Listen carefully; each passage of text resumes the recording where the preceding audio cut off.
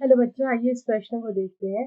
परानिस्यंदन की क्रियाविधि का आरेख प्रस्तुत कीजिए। तो यहाँ पे बोल रहा है जो परानिस्यंदन की जो क्रियाविधि है उसका आरेख यहाँ पे प्रस्तुत करना है। तो यहाँ पे सबसे पहले इस प्रश्न की मुख्य अवधारणा लिखेंगे। तो यहाँ पे अगर इस प्रश्न की मुख्य अवधारणा लिखें तो यहाँ पे हम बात करेंगे परानिस्यंदन की। तो यहाँ पे ये जो प्रक्रिया होती है या ये जो क्रियाविधि होती है इसी को हम अल्ट्राफिल्ट्रेशन भी कहते हैं। यहाँ पे हम लिखेंगे कि जो परानिस्यंदन की जो क्रियाविधि है इसी को अल्ट्राफिल्ट्रेशन भी कहते हैं। इसी को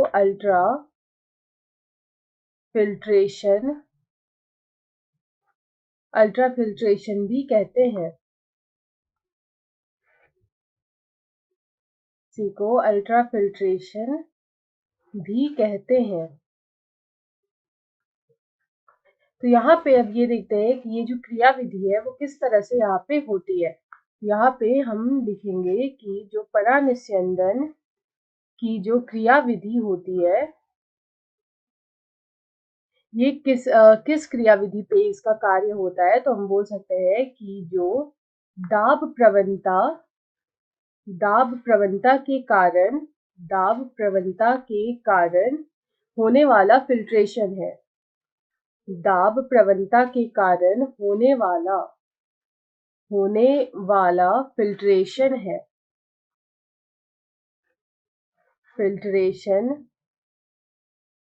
है। यहाँ पे अगर हम देखें तो ये जो परानिस्यंदन की जो क्रियाविधि कहाँ पाई जाती है तो हम बोल सकते हैं कि ये बोमन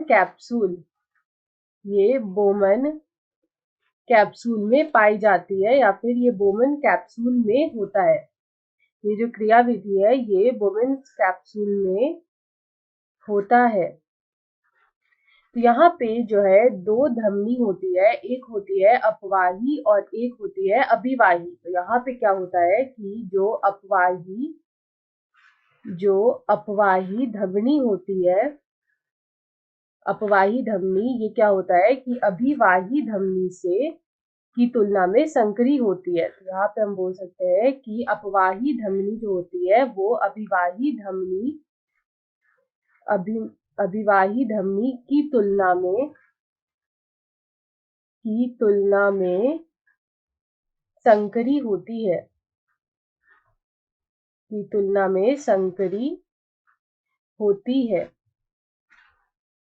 तो यहाँ पे ये संकरी होती है तो इससे क्या होता है कि यहाँ पे ग्लोमेरुलस जो है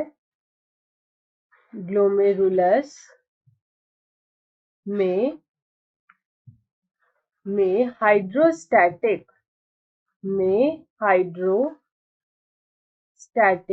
दाब उत्पन्न होता है। हाइड्रोस्टैटिक दाब उत्पन्न होता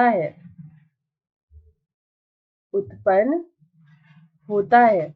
तो यहाँ पे हम बोल सकते हैं कि जो परानिस्यंदन जो है वो दाब प्रवणता के कारण होने वाला फिल्ट्रेशन होता है और यहाँ पे जो अपवाही धमनी होती है वो अभिवाही धमनी की तुलना में संकरी हो जाती है।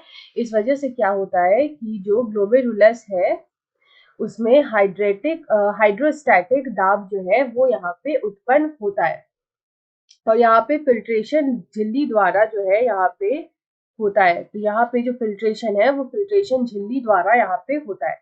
अगर हम यहाँ पे देखें तो रक्त कोशिकाएं जो होती हैं, हम यहाँ पे बोल सकते हैं कि जो रक्त कोशिकाएं होती है या फिर रक्त कोशिकाओं में यहाँ पे छिद्र जो होते हैं वो मौजूद होते हैं। यहाँ पे हम बोल सकते हैं कि रक्त कोशिकाओं